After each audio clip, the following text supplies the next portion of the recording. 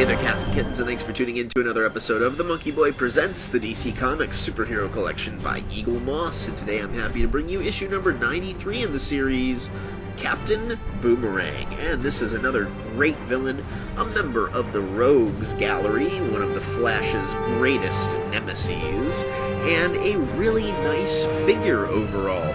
Of course, as you can tell from the cover and the figure itself, it is the newly sort of reincarnated or younger version of Digger Harkness, the one and only Captain Boomerang, although the magazine does cover briefly his son, who is the second Captain Boomerang. For those of you aware of the character, chances are you know him from an appearance on the animated Justice League television show. I believe it was Justice League Unlimited, actually. He has also appeared in the animated movie Superman, Batman, Public Enemies. The second Captain Boomerang, I should say, appeared, his son, Owen.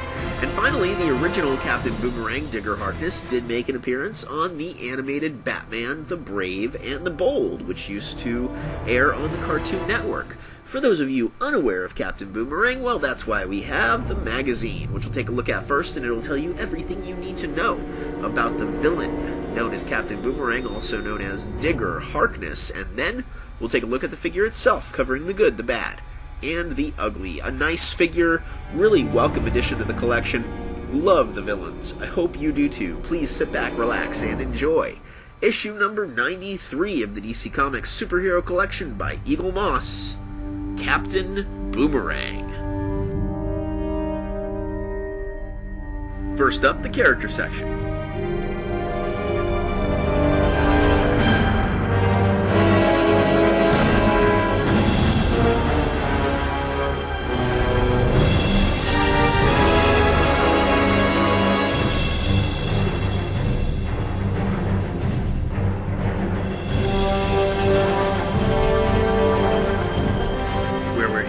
To George Digger Harkness, who grew up in the outbacks of Australia, but his childhood was far from ideal, growing up with an abusive stepfather and a mother who was unable to protect him.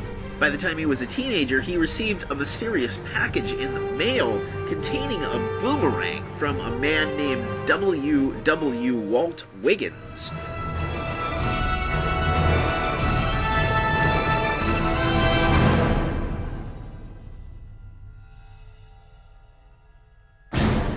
Digger's rebelliousness turned into a life of crime after he was caught robbing the local pawn store. After receiving a beating from his stepfather yet again, his mother gave him a plane ticket to Central City in the United States. After arriving in Central City, Digger sought out Walt Wiggins, who turned out to be the owner of a successful toy company who was launching a brand new line of Boomerang toys, and hired Digger to be their mascot, Captain Boomerang.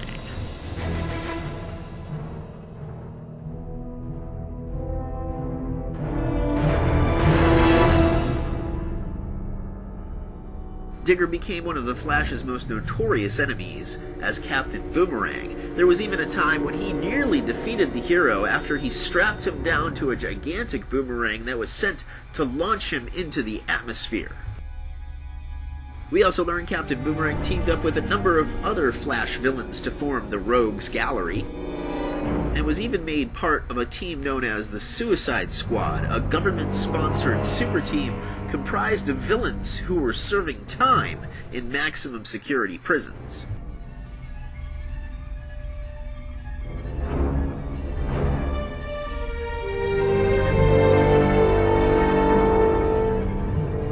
Captain Boomerang proved to be especially proficient as a member of the Suicide Squad, taking down a member of a jihadist cult known as Jakuli. He even willingly sacrificed members of his own team, including the mentalist known as Mindboggler.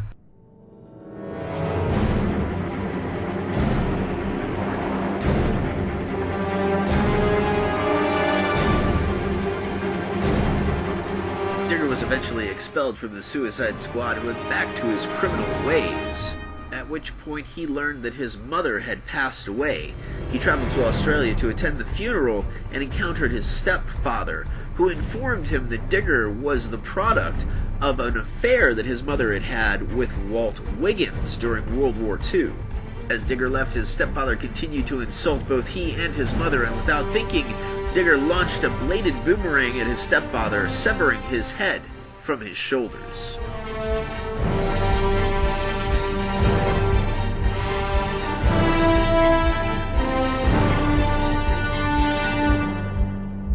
Years later, we find Captain Boomerang is an overweight, middle-aged, balding man who is totally down on his luck. Digger discovers through a tabloid magazine that he has a long-lost son named Owen Mercer. He tracks the teenager down only to discover that the young man has a natural affinity for throwing boomerangs. Not long after, Digger accepts a contract to eliminate a man named Jack Drake, the father of Batman's sidekick, Robin.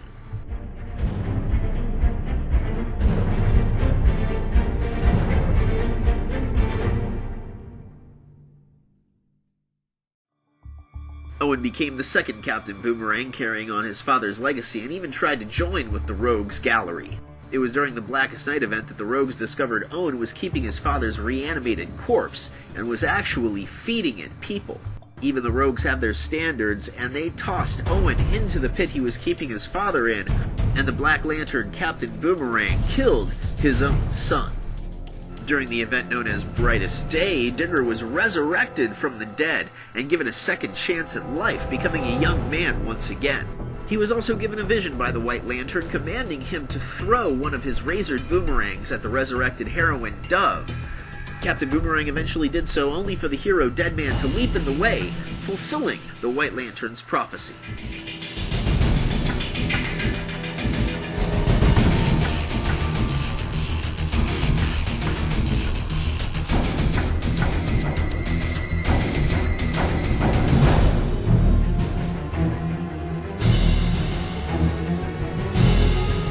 Next, we look at a couple of Captain Boomerang's classic stories.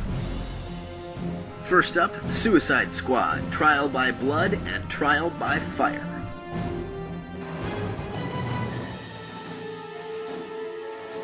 This is one of Digger's first missions with the Suicide Squad as Captain Boomerang, and it shows how big of a jerk he could possibly be. He belittles his fellow teammates to the point where, when they finally embark on their mission into enemy territory, the tension between all of them is palpable. In the end, he successfully carries out his part of the mission and sacrifices teammate Mind-Boggler by turning his back on her when she asks for his help. It's a nice introduction to Captain Boomerang and shows off what a fink the character can be. We also have Identity Crisis.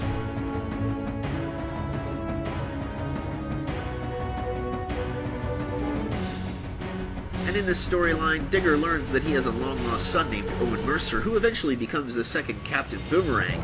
Digger also takes on a contract as the villainous Captain Boomerang to eliminate a man named Jack Drake, who, unbeknownst to Digger, is actually the father of Batman's sidekick, the boy wonder Robin. It's a well-illustrated story, but is actually one of the worst stories to come out of DC in a long time, and I would recommend just skipping it. Captain Boomerang's Friends and Foes features his longtime nemesis, the Flash, his son, the second Captain Boomerang, Owen Mercer, and his teammates on both the Rogues and the Suicide Squad. Finally, the iconography section looks at some of the other heroes, villains, and bizarre phenomena to come from Down Under. Like the Australian hero known as the Ranger, who became a member of Batman's elite team, the International Club of Heroes. The heroic intergalactic hero Adam Strange used Australia as one of his many teleportation points between Earth and the planet Rann. It's also revealed that two of the villainous members of the Fearsome Five come from Australia, the beautiful Shimmer and the beastly Mammoth. There's also Aboriginal woman Betty Clawman, who was selected to leave the physical plane and become a near-immortal being as part of the new Guardians. Finally, we learn of the heroes Tasmanian Devil and Tuatara, who became members of the UN-sanctioned task force, the Global Guardians.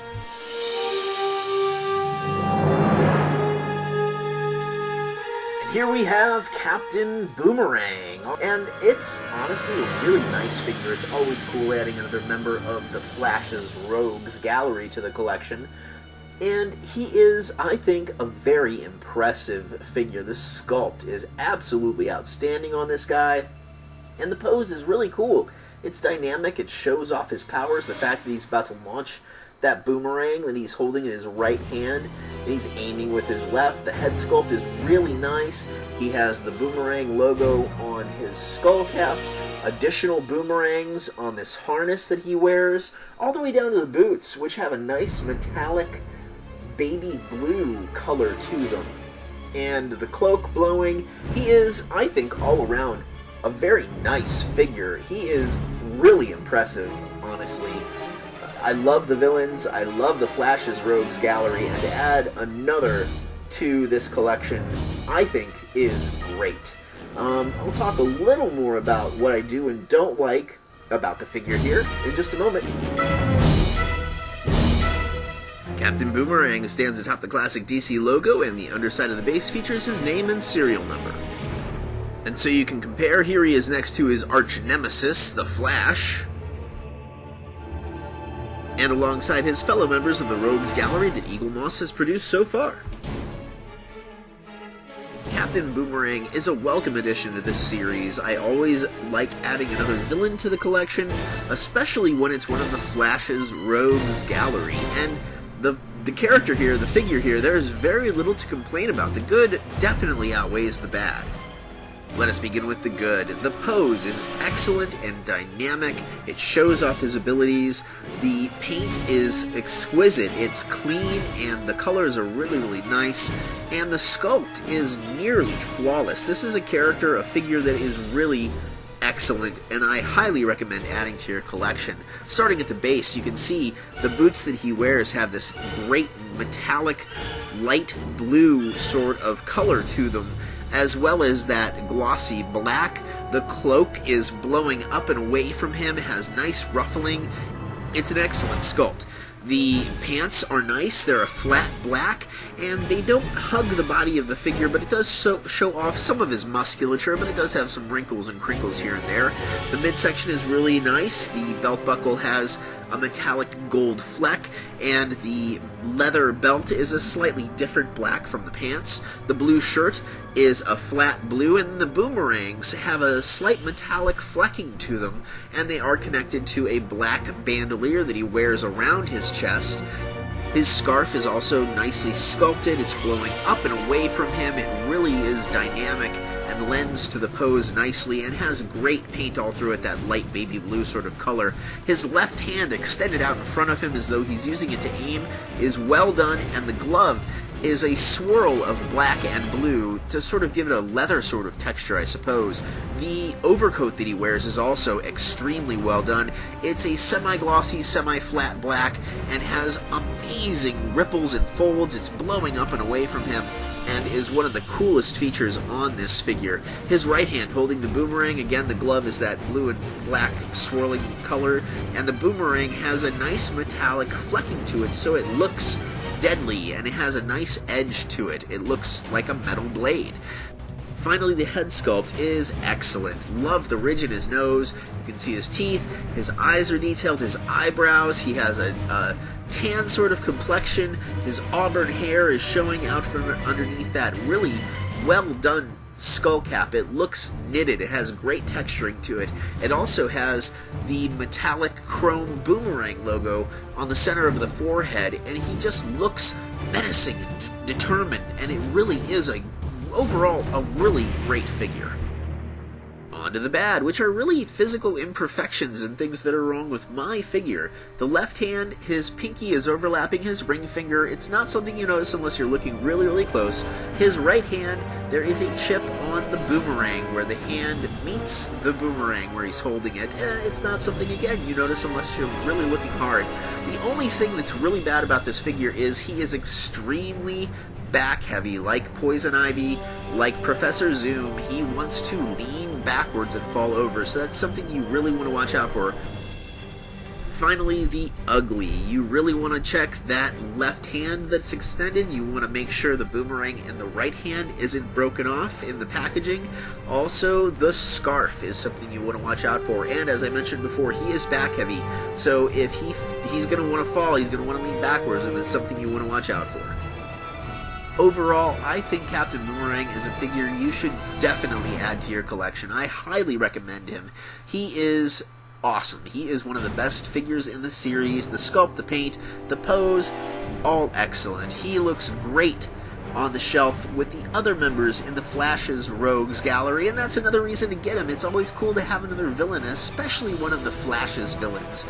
And I think we only have one more to go here before the series concludes, which is unfortunate. I wish we had a little bit more of them.